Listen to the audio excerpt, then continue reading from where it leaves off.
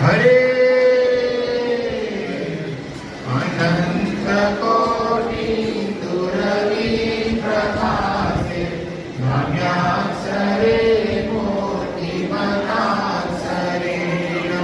साधं स्थितं मोदगणामृतं च श्री स्वामिनारायण मानमामि ब्रह्मादि संप्रार्थनया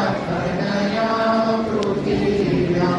जातं समुद्रं च